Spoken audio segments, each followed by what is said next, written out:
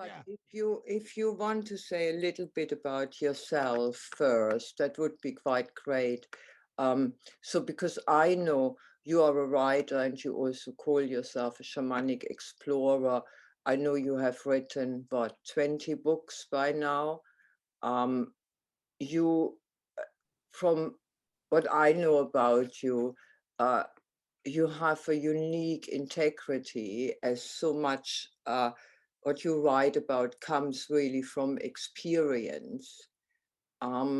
And it always feels to me when I read anything you write that you have a unique ability to bring together the experiences with concepts, with the bigger picture, with the um, and frame it within a bigger view of things. So, I mean, for me, that feels quite unique. And just if you tell us a little bit about you before we go into the subject of sacredness and of your experiences with the medicine and so on. Sure. Yeah. No, bless you for those good words. I very much appreciate that for starters. I do call myself an author, editor, and shamanic explorer. For me, everything that I put out, I consider to be an offering. So what that means for me is, here it is. You can take it or leave it. I don't care. I'm not attached to it, but I do feel strongly that I have a message. And I appreciate what you said about integrity, because that has become the most important thing for me. My whole life has been a search for truth. Yeah. And, and there's subjectivity to that, obviously, but I find myself more and more embracing what I like to call cosmic truths that are bigger things. And so I now don't get wrapped up in the polarities. I've been writing for close to 40 years. I've been teaching for over 30. And one of the things I've really struggled to do, which ties in with what you had said earlier, is I try to take things that are non-rational and complex, and take things like dreaming and visionary experience and put them in a way that people can grasp it. No, I feel very blessed to have spent all the years I've done going into the jungle, and most people hardly ever get to do any of that. So I like to be able to be someone who can translate that experience into an accessible way. One of the definitions of shamanism is being a bridge. Absolutely, between the worlds, no? And Yes. Yeah, and to translate these experiences is not easy, is it? But No. if you translate them to the best of your ability that people can grasp them, and I tell you, I have quoted you a few times. I know how good you do, how well you are doing. Bless you. Mwah. So yeah, I have been blessed to be taught, mentored by many famous writers who took me under their wing at a very young age. And as the years go by, I appreciate it more and more. And what I've come to at this point, the key to it all is metaphor. Yes. And metaphor, as you well know, is one thing that represents something else. Like you can say black is coal. Well, people know what coal is, and by looking at it, so that visual, they'll know what the black is, and you get the metaphor for what it is. So trying to do that, but it's interesting. I'm actually on the third draft of my 16th book, which is it's a sequel to my memoir, Spirit Matters, and it's Spirit Matters chronologically ended in 2020. I'm sorry, 2000. 2000. So this is 20 years later with multiple jungle experiences before it, and I'm learning more and more and more, because I want to take those, for lack of better words, intellectual things, and then take the non-rational experiences and visionary experiences, and in dreaming, you have the left and the right brain, and the experiences you have are emotional. They're not necessarily rational. There's some rationality in there, but they're very deep and they're very challenging to articulate. So that's been my challenge, is to bring that across, in a way through words. And maybe this is what I felt as integrity in a way, because when you describe your experiences, I mean, spirit matter, for example, was fascinated me. Your experiences sound very real. They sound to me as if they are not exaggerated, they're not blown out of all proportion to make yourself look and feel interesting. Therefore, they can actually resonate on quite a deep level, Yes. which I found really interesting, that they resonated with me, and somebody can describe something similar and it doesn't resonate because I can't feel the person properly. I can almost sense that it's exaggerated, if you Yes. know what I mean. And I know, then absolutely. Yeah. and then it becomes, and I think the seeking of truth, and you said universal truth, and I remember the book you wrote, The Universe is Right Between Your Eyes. Yeah. The center of the universe is right between your eyes, but home is where the heart is. And home is where the heart is, exactly. And that ties in with that idea of that universal truth, which is also absolutely, of course, connected to our own truth as we experience it. Or we Yes. can only experience it through ourselves. Yeah. The path is from the head to the heart. Yeah, And you move from being, in my case especially, and probably you'll probably follow a similar path, from being what Gurdjieff called being intellectually centered, yeah. personality centered, to being heart centered. And the more I've been on the path, the more I've gone to my heart. So Mm, any integrity that I have is coming through my heart. And when I'm really in the mode and the things are really flowing, it comes from there. And years ago they did a survey of all the world's geniuses, and I don't think myself a genius or anything of that nature, but the one thing they all had in common is they all said, it's not me. It wasn't me. yeah, yeah, it worked through me, didn't it? Yes. And when I look back on some of the things I wrote, I go, did I write that?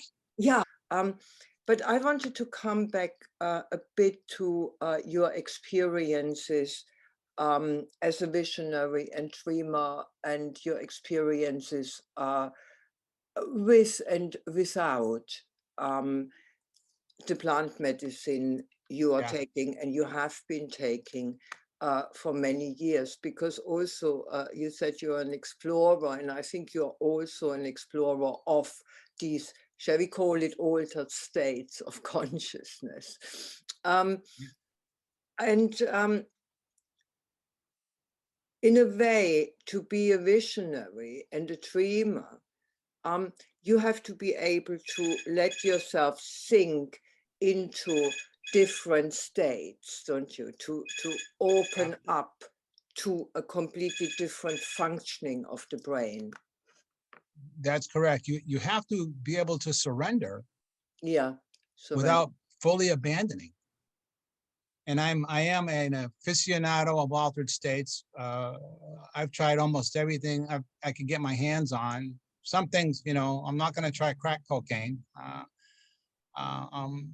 tried a lot of other things when I was younger.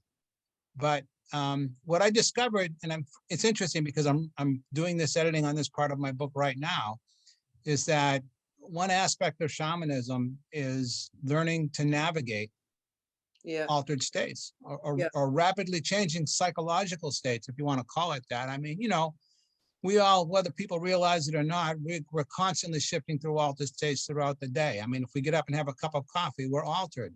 If Yeah. somebody Of makes you course. angry, you're altered. If you're Yeah. loving, so that's just a thing. But to take those places and to be able to navigate incomprehensible, non-rational words, and keep that bit of, as you had mentioned, rationality, Mm. and maintain what I like to call witness consciousness. Yes, To that's what it is. Mm. Yeah, then to me, what you're actually doing is cultivating awareness. And Mm. cultivating awareness is another definition of expansion of consciousness. And one of the things I love about it is that it never ends. Anybody who tells you that they're enlightened and arrived, you better run from them too. Yeah. Because every level you reach, there's a whole new set of problems. Integrity becomes even more critical. Yeah. And you are responsible for what you've come to know and come to learn. And as you kind of referred to earlier, it gets challenging to really relate to a lot of people because you're coming from a completely different place. You start to transcend. I love this word paradox. You get to transcend paradox and find your way toward the center, which is very calm. I want to say that through my research and studies and writing, that I discovered that the essence of Joseph Campbell's hero's journey is actually the shaman's journey to the underworld, where in South American shamanism, you get swallowed by the jaguar. You know, Maya, Aztec, you can get, you know, decapitated, dismembered, changed. But that essence of that transformative moment where your shadow comes up and swallows you, that is the essence of the hero's journey. And that ties in with archetypes. And archetypes are universal symbolisms. And those are the things I rely on, because if you use those universal archetypes in the right way, then people such as yourself who are opening their eyes relate, because they go, oh yeah, just like metaphor. I get that. I see that. I can relate to that. That's something that I can really get in tune with. And I think when you hit those universals is when you're really starting to reach people. What I've discovered is that in shamanism, the perspective is that everything is energy. So I love the quote from Hafez. He says, even after all this time, the sun never once says to the earth, you owe me. Look what happens with a love like that. It lights the whole sky. So if you look at that, and in shamanism, the heart that is the center of our being is the sun of our unique solar system. And in Luxor, Egypt, there is the temple of anthropocosmic man, which is a precise mathematical map of the human body. And they say that it is not only a map of the human body, but it's a holographic representative of the universe and the cosmos. And in shamanism, the heart within us that is the center of our being is connected to the sun that is the center of our solar system, which is connected to a bigger sun, all the way back to source. The thing about the sun is that it gives its energy unconditionally, and it shines upon the earth, Mother Earth, Madre Tierra, Mother and Father, you know, Pachamama, Pachatata, right? And so what fascinates me, among other things, is that the Amazon, you know, where I go in Peru is just a few degrees off of the equator. Well, that's the place where the sun hits the earth the most out of any place else on the planet. And that's where you have the greatest, most intense, focused intensity and diversity of life is there. So, you know, that in and of itself, and now they call ayahuasca the mother of all the other plants. And I've worked with numerous plants now, all related, working with ayahuasca. And I've worked with other ones in the Andes and you know, in the Southwest, and I've done the whole peyote pilgrimage and all of that. But the point is that unconditional giving energy hits the earth right in the middle where the most diverse life is. And that is where, for me, in my ayahuasca experiences, to me, ayahuasca is the voice of Mother Earth that speaks to me in many, many ways. And I'm to the point now where if I never took another substance ever, I'm fine. I don't need anything. I'm in a constant state of integration, or as I like to say, I'm constantly altered. Yeah. But I still continue because I'm now to the point where my mentors are aging and passing, and I'm carrying the torch. And I still benefit. But, you know, for all the years when I've done it in the jungle with the leaders down there, I've always just taken a full dose or more and gone for it. But of course, when I'm leading, I'll take about, I'm a kamikaze. I usually take about a quarter of a dose. So I'm in the zone. But when I'm leading a ceremony, I am fully responsible for everybody in that ceremony. So I need to be able to navigate that awareness. And I can navigate it now because I've got all these years of experience of navigating. Yeah. You know, so the things that have happened to me in ayahuasca, I've gone through things in my visions And then they happen to be later in my life, days, weeks, a couple of years later. And I don't think I would have survived some of those events if I hadn't have gone through them in the ayahuasca visions first. So I've learned through the ayahuasca and the other plants in many, many ways. And so in the jungle dietas, dreaming and visions flow into each other. And in indigenous cultures, there's no difference between sleeping and waking and dreaming and visions. It's all the same. It's just a continuum. It's all one reality, but you're navigating different states of consciousness or different realms or worlds, whatever you want to call them, spirits, but you're navigating them. And when you learn to navigate and you gain that flexibility, it gets intense in the jungle, but your dreams and your visions and your waking all become the same. And so the dreams start flowing into the visions flow into the dreams. And of course, those start to flow into your everyday life.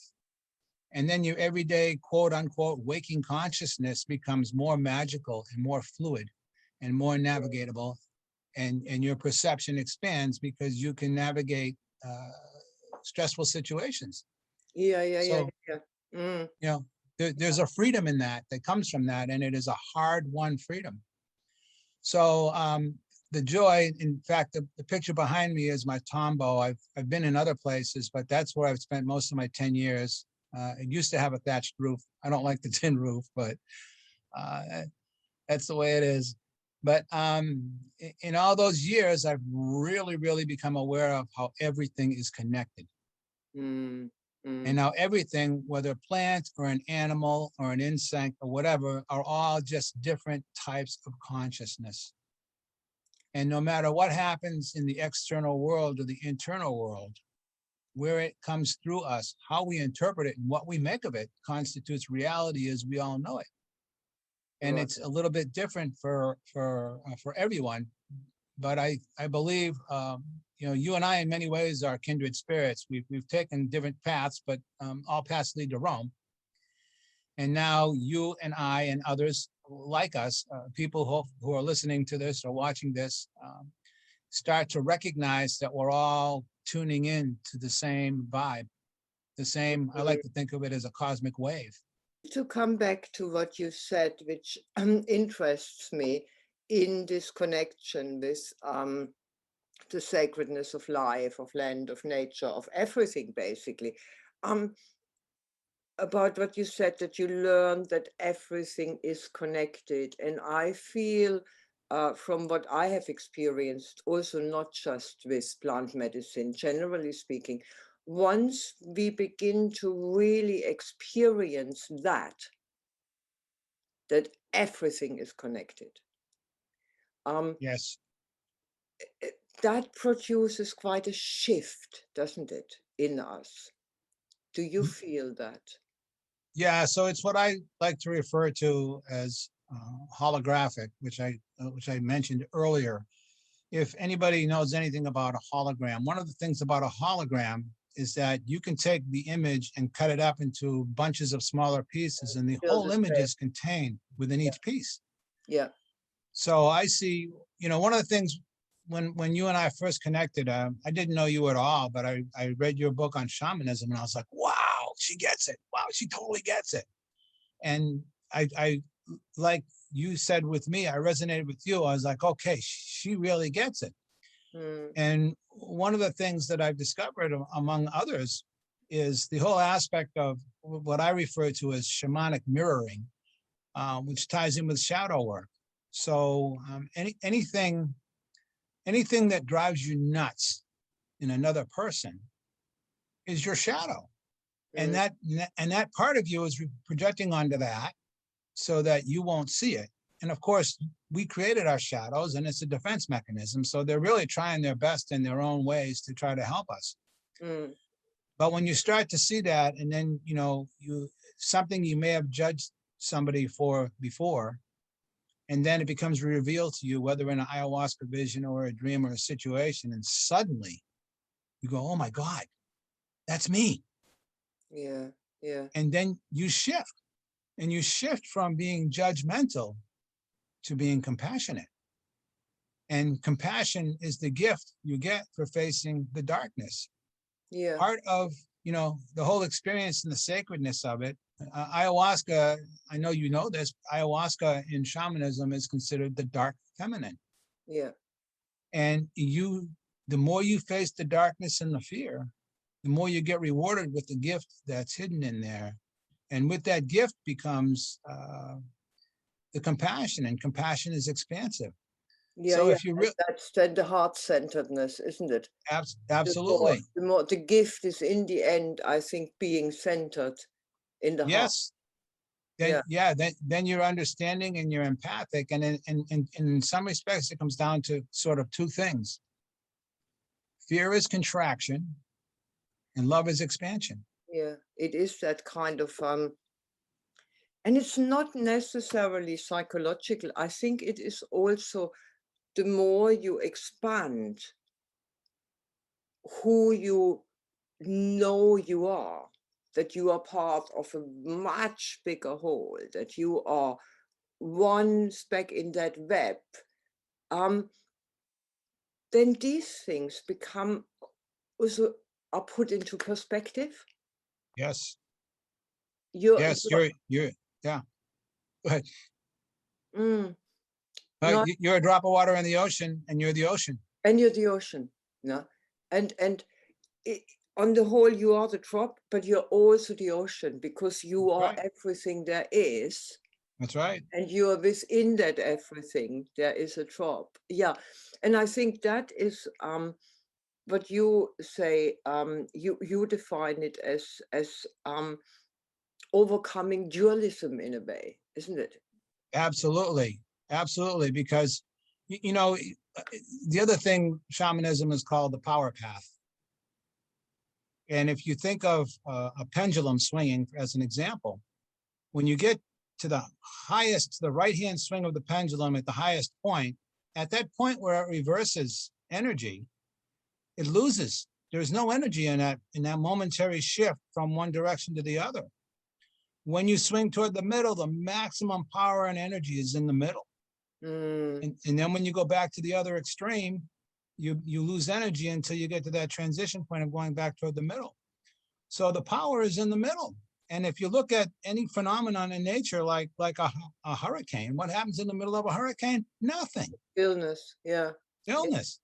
And that's the place that we all have to strive for, in my humble opinion, to find that mindfulness and that awareness and that centeredness, to be able to be in the midst of chaos and yet be grounded and at peace, with yourself. One of the things I like to think about in the jungle with the ayahuasca is for me, those experiences and those diets are, you're getting a tour from the jungle from the inside out and the outside in. You're experiencing it externally and internally, and you really do become the jungle. Yeah. And then you do realize the sacredness of all life, and you realize how the bugs feed the frogs, and the frogs feed the snakes, and the jaguars eat the snakes, and then they die, and all the bacteria eat them. And I mean, it's just an endless cycle of life. And you find yourself existing within it and part of it, really part of it. And then you have a deep appreciation for how the wonderfulness of nature and how it all balances out, and the true sacredness of it. And this is something indigenous people have always known through living within it. They would settle in a place and they would cultivate a bit and do their thing for a couple of years and hunt and gather. And when that gets worn out, they would move maybe 20 miles away to a new camp and then do the same thing. And they would do the whole thing, and they would go in a circle. And after maybe 20 years, they get back to the original place. And of course, it's back to where it was. Yeah. Yeah. I I love that you say that, because I was thinking about this a bit earlier. I don't know where I read this story, but there is this story, that some Western person is with a tribe, and the tribe, I don't know if I read it in one of your books or somewhere else, but the tribe has for a long time walked the same path to a hunting ground, which was the best way and the easiest way to get to that hunting ground. And then one day they suddenly use another path, and the person says to the chief, so why are you using another path now? And the chief says, because the path told us. And the person is very confused and says, how can the past tell you? And the chief just looks at him and says, have a look. The flowers are not coming back. And it is that I've never forgotten this story, because of course you can walk a certain way again and again for years and plants will always come back. But then there comes a point when they don't, when you have pushed them too much into the ground, and it was this simple, the past told us so, because we are actually connected to it. Why? Yeah. For us, in our, no, not for us, but in the normal kind of more Western orientated way, we would have not spotted it. Or if we would have spotted it, we would have said, all right, that's great, you know, the path is now much easier to navigate because nothing is growing on it any longer. And I love that story because it ties in with what you just said, that everything is connected. And if I'm respecting that, if I really understand that, then I realize the past is talking to me. And if I talk back to it and say, okay, I'm not walking you anymore for a year or two, so you can recover. It's a bit like your tribe. They move away and then they come back once it has recovered. Yeah. And Interesting. this is where they just understand that very, very deep. And this is what I would call treating life as being sacred. And that is all of life. This is the smallest plant to the little insect, because you understand that it's all connected. Yeah, we're all connected and interdependent. So nothing I say is original. I probably stole something somewhere somehow, but one of the things about Rudolf Steiner that I loved, he was talking about we exhale carbon dioxide, the plants take it in and give us oxygen. Well, if you look at our lungs and then you look at a tree, the tree is our lungs inside out. Absolutely. Right? Oh, yeah. How similar is that? Yeah. Yeah, we reproduce sort of from the bottom. The trees reproduce from the top. Yeah. Right? We eat from the top, they eat from the bottom. I mean, the complementary thing, you know. And then, you know, when I started to really realize what I consider to be an innate intelligence in ayahuasca and other plants, it really opened my eyes. You know, who's really smarter? You know, and then if we respect all life, whether plant or animal, they're all the same. They're just different levels of conscious awareness, and there's always more and there's always less. And you know, who knows what a plant really thinks? But, we don't. But we know more now, don't we? We know much more now how they kind of, that, for example, trees, that they communicate with each other through root networks and so on. Yeah. And yes, I'm absolutely with you about consciousness. It is just different levels of consciousness. And who says that we have the highest level? Well, we say so. And that can be also disputed. I'm interested in that, what you said, that everything has consciousness. You want to elaborate? Yeah, I mean, you know, if you think about it, even going back to what I said about fear is contraction and love is expansion, if you poke something at a one-celled animal in some way, it's going to react. It's survival. And then the way that we have developed as humans, you know, we have the inner reptilian brain, which is pure sort of instinct and survival. And then there's the mammalian brain on top of that, where you start to get into nurturing. Yeah. and a little, warm-bloodedness. And then of course the human, I think they call that the neo-mammalian brain. Then you have the ability to make more, for lack of better words, conscious decisions. But anything that responds, if you go back to the whole concept of energy, anything that responds to energy is showing intelligence, and intelligence is consciousness. So if you take a seed and put it in the ground and it gets the right amount of nurturing with water, sunlight, it's going to grow. And it's going to respond. And so different plants, depending on their locations, will respond in different ways, right? Some better than others, some are healthier than others. There's nitrogen in the soil in a particular way, and the pH of the soil is a particular way. This plant is going to respond. And the way that life adapts to environments is pure intelligence. And the fact that it responds to stimulus to survive and thrive is intelligence. It's why, in my humble opinion, that people go on and on about all this artificial intelligence stuff. But to me, the essence is the spark of life. And the spark of life is that spark of what I like to think of as cosmic intelligence that every living thing has in one way or another. Right. And when we recognize that, and whether it's in an ant or in myself, if I look at the ant and go, okay, its perspective, its horizon is maybe 2 feet above the ground, and its whole world is maybe 2 feet above the ground and, a few feet around it or whatever, but that's the limits of its perception. And then we look at ourselves in terms of the greater cosmos. We are that whole cliche of nothing more sort of than dust in the wind, but we're intelligent. And there's always going to be something bigger and always going to be something smaller, but it really doesn't matter because that spark of divine spark of life, conscious, is in it all. So That also creates that incredible variety. Yeah. And which is with its absolute beauty, stunning beauty, this variety. It's quite unbelievable, actually. If you think about it, it is quite unbelievable, isn't it? It's mind-blowing.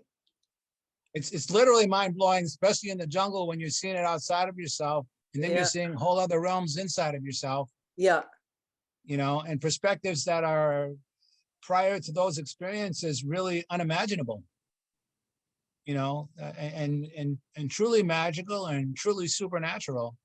And then you get to see, for lack of better words, the bigger picture. And I think you go deep into the microcosm, which also brings you into the macrocosm, and you realize it's all reflections within reflections within reflections. It's infinite. And it's beautiful. It's like, millions of sparkling, multicolored jewels with colors that we don't normally see in our normal perception. And to me, they're all gifts, and they're archetypal messages that are showing us the bigger picture. One of the things I've come to realize is that geometry is a universal language. Yes, you wrote about that quite a bit, which kind of blew my mind.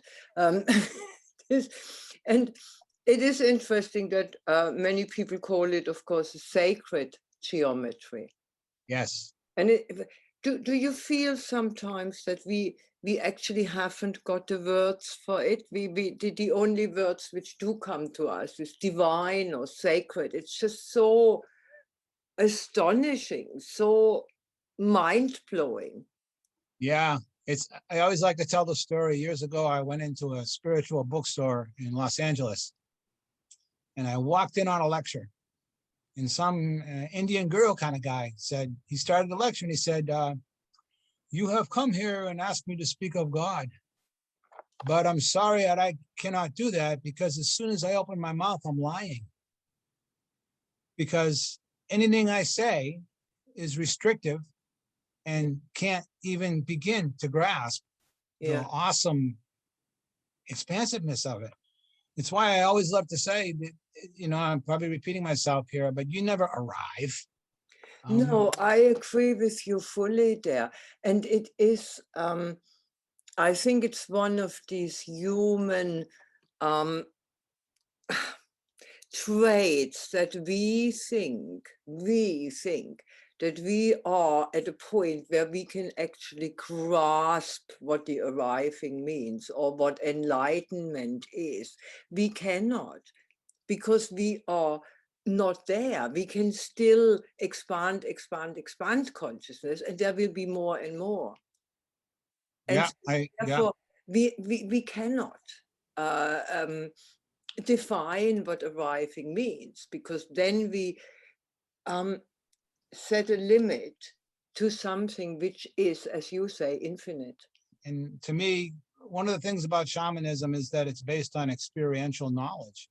Yeah, yeah. You know, you can, Jesus, I sometimes upset Christians. I say to them, you know, I guarantee you, if you go into the desert and you fast for 40 days and 40 nights, you'll be talking to God too. You know, Jesus went into the desert, Muhammad went into the cave, right? Absolutely. Buddha sat under a tree. Right. Yeah.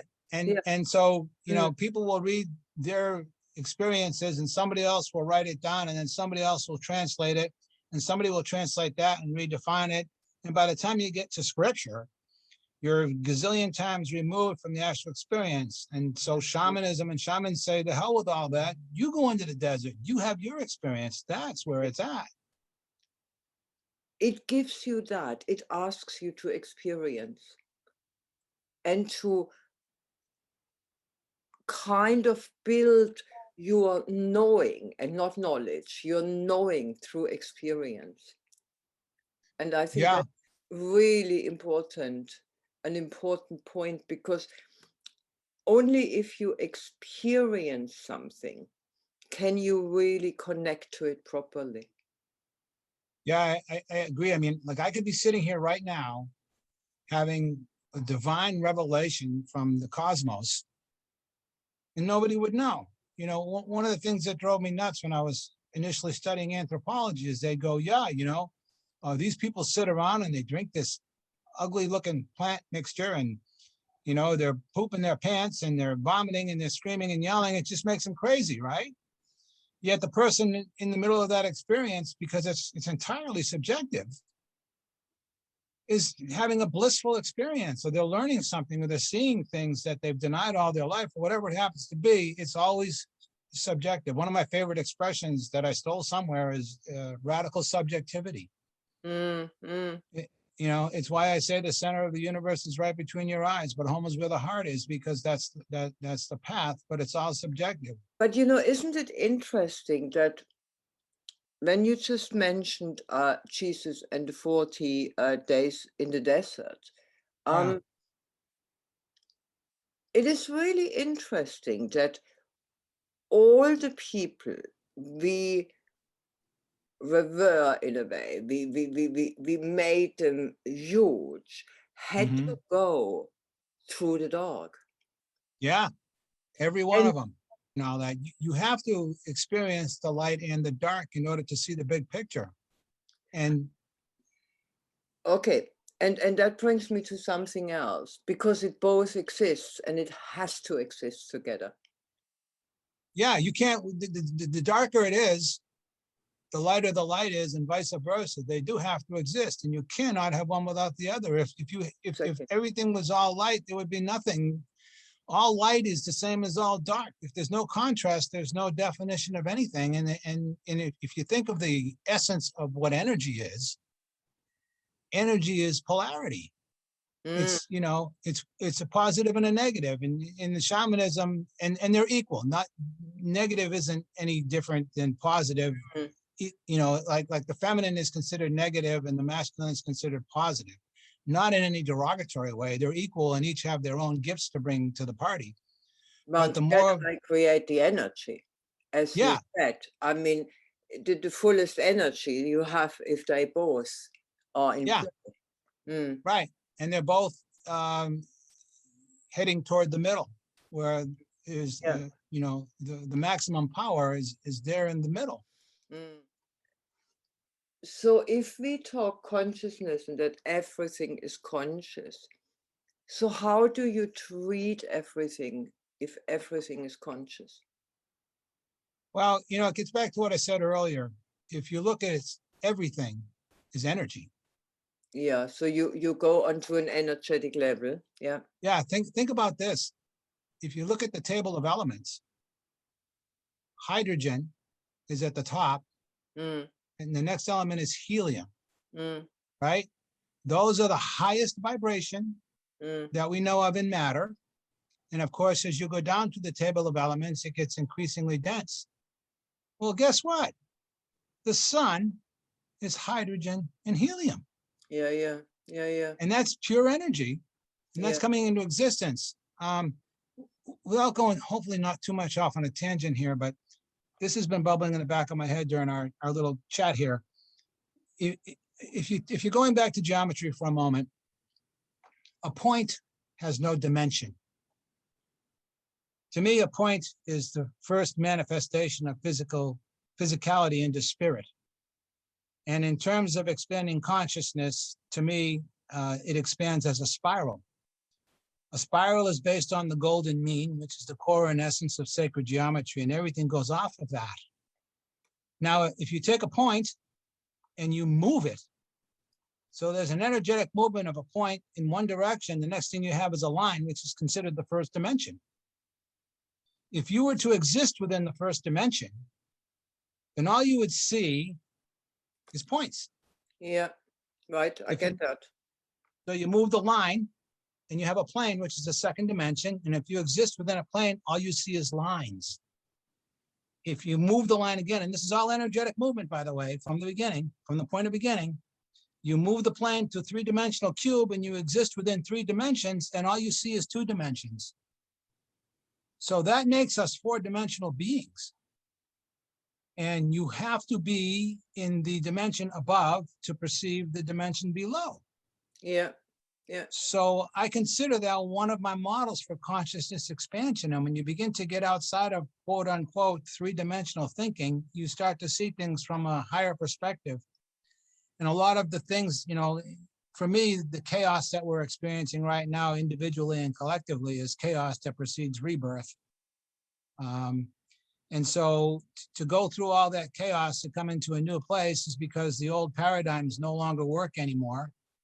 And they have to break down because the container can't hold, those restrictions can't hold what's going on inside of it.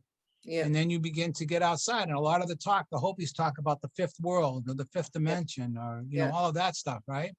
Yeah. I start to see it that way. And so the perspective that's been evolving within me makes it harder and harder for me to relate to people. So when I really see things, and then you even look at, you know, the way they say that 98% of matter is empty or whatever, and all of the Newtonian physics go off the rails when you get into the quantum physics. Yeah. You know, I mean, it's still, to me, it's always the unfolding, the great mystery. And I'm embracing the mystery. And the fact that I don't know everything and don't know anything makes it all that much more exciting for me, because it's infinite and it continues to unfold. And the more I get outside the box, which is one of the things ayahuasca certainly puts you, it's outside the box. Yeah. And you know, on the other plants too, respectfully, the more you get outside of that, the more you get to see things. This the shift of paradigm, just a last bit. Yeah. Now, what we usually see as a shift in paradigm is because the old view of how things are and how we understood things, too many bits fall outside. So we need to shift the way we see the world. So it's a shift in consciousness, isn't it? Mm-hmm. Yes. And you just said you feel this is happening. Do you feel this is kind of predestined, or Well, really interested in that? Because yeah, so to me, it's an evolutionary process. yeah, And in order to grow and expand without becoming stagnant, you have to, in some way, get outside the box. yeah, You know, if you think of the spiral I was talking about, yeah, even with plants, they call phyllotaxis, which is the plants, the leaves come out at specific points on the spiral that follow the Fibonacci sequence in order to get the most energy and the most light. yeah, So it's through that spiral that they grow. So to me, it's the evolution of consciousness. And another one of my models I love to give is cymatics. I don't know if you're familiar with cymatics or not. No. It's Cymatics, and it was pioneered by a gentleman by the name of Hans Jenny. I think he was German, and I think it was in the 30s. Lots of them So, are. yeah. So, so what happens in cymatics is, as one example, they'll take a plate and they'll put a very fine powder on there, like they were using lycodium spores, and they would run a particular frequency through that plate. And they would form into a mandala, a dynamic moving Oh yeah, mandala I have pattern. seen this. No, I know about it. Yes, I have seen Right. that. Yeah, yeah. So if you increase the frequency, Yeah, that mandala will dissolve into chaos. yeah. And then if you continue to increase it, it will form into a higher, more complex mandala-like structure. I've seen that. Yeah, yeah. So Okay. that is one of my models for the expansion and evolution of consciousness. And if you follow, for lack of better words, geometric progression or geometric expansion through starting with the point and you follow it through, that's the path. And it Right. continues infinitely.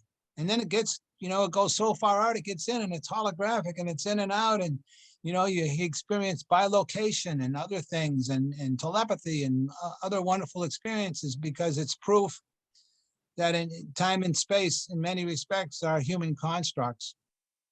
And they're limited within our perceptions so we can comprehend the reality that we're in. Yeah. But just because that's what comprehend, that's only a glimpse. That's maybe less than 1%. Who knows? It goes on, which is one of the really beautifully awesome, wonderful things about the great mystery. For me, this ties in with this divine and sacred, that we have to accept that this is a great mystery. And whether we will ever be able to explore it completely, I don't believe it. But we will get much, much further. But it is a great mystery. And that is also exciting, isn't it? Oh, totally. It's thrilling. Yeah, it is thrilling. And life is thrilling because we are able to immerse ourselves in it and explore it more and more and expand more and more and see what it is actually about, while What a gift. acknowledging that we know very little. Yeah, what a gift, what a blessing. I wanted to, one more question while I'm recording. I wanted to ask you that. So your plant medicine experiences, especially ayahuasca, was that mainly in Peru, or do you feel the same effects if you just take it somewhere else? I wanted to come back to place, because that idea of how important place and energies and setup and so on is. Do you think it is important? What's your experience? There's two sides to that question. One thing that fascinated me about ayahuasca in particular is an agreed upon psychological landscape. So you can do ayahuasca in the jungle and you can do it in New York City, and people will still experience jaguars and snakes and condors and other things. The archetype and the imagery is the same no matter where you are. It doesn't matter. I get it, yeah. But when you're in the jungle and you're in its home base environment, and particularly when you're doing shamanic plant diets over a 10-day period, where it's a very restricted diet, and you're also working with another number of plants that work in conjunction with it, it's a completely different experience, because you're going for an extended period of time. You don't have, quote unquote, any normal routine. You're not getting up every morning at 7 o'clock or 6 o'clock to go to work. You could be sleeping half the day and you can be up all night. Your dreams, your visions, those experiences all flow into each other. And these different plants work on you in different ways. So in my beginning years, I would be drinking, ayahuasca roughly every other night. So you do 5 ceremonies and 1 picture of a plant every day. And as the years have gone on, now they have me doing 5 ceremonies, ceremony every other night, 2 experiences alone in my tambo. And then now they're giving me sometimes 5 or 6 different plants, a picture of those every day. And the experiences are broadening. And I'm getting more and more insights. And they grow. So there's a difference between doing ayahuasca in 1 ceremony and doing 3 ceremonies in a row. Yeah. Right? And then there's doing 7 ceremonies over 10 days with other plants. So you have, even like in writing fiction or whatever, you have an arc of 1 ceremony, you have an arc of 3 ceremonies, 5 ceremonies. And I've discovered that over all these years, which is now more than 20 years, that there are bigger arcs that go sometimes for years. And sometimes I'll experience something in a ceremony or a vision that was connected with something from 8 years ago that I hadn't seen before. So there's a bigger arc. So to me, it's always better in its home environment, more intense and all that. And you can stick closer to the diet. The closer you stick to the diet and the quote unquote rules and regulations, the more intense and thorough and deep the experience you're going to have. Yeah. But if you're in another place, for argument's sake, New York City, you're still going to have experiences. You're just not going to get, to the depth. So it's kind of a 2-sided question. No, I wanted to get the idea whether there is a difference in quality, and I guess there is, as you say, and also it depends, of course, how much you take and with other plants together, but the quality of the environment in a way plays into the experience because you're on home ground of the plant. Yeah, and you're with, so in my reality and in shamanism, the word spirit and the word energy are really the same thing. Yeah. So if you're in the environment, within an energy field, aren't you? Yeah, exactly. Yeah, morphogenetic field. If you want to get a little technical there with Rupert Sheldrake's morphogenetic fields. Creates the ideal container for the plant medicine ceremony. Yeah, so like if I was going to take you on a ceremony and we went to some place wherever, we could have the experience. Great.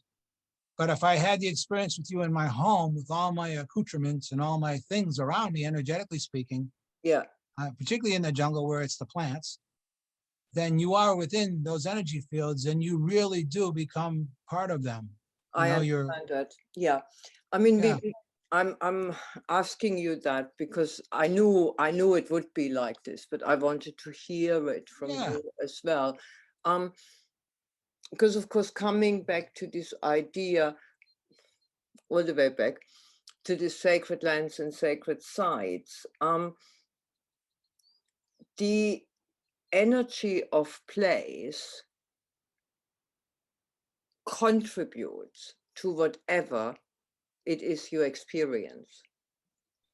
Absolutely. If you go back to the whole male-female archetype, where the sun is the male, hitting the earth at the point where it hits it the most, and the earth is the feminine or the egg. Yeah. And without getting kinky, you think of the sun as like the sperm and the earth as the egg. Yeah. You are at the point of conception. Yeah. And you're being spoken to. In my reality, you're being spoken to by the nurturing voice of Mother Earth. Of Mother Earth, yeah. And you are being held in the greatest concentration of life on the whole planet, where there's the greatest amount of water and the greatest amount of sun, the masculine and feminine elephants. I had a shaman tell me years ago, and I love this analogy. He said, every time it rains, Mother Earth is inhaling. And I thought, because what are you doing? You're bringing in life. Yeah, of course you're bringing in life. Yeah. And H2O, right? Well, there's hydrogen and the oxygen, right? And that's why we have to kind of almost speak in metaphor, don't we? Because that is Yeah. beautiful and everybody will instantly understand it. What's more sacred than the essence of life, Yeah. which is birth?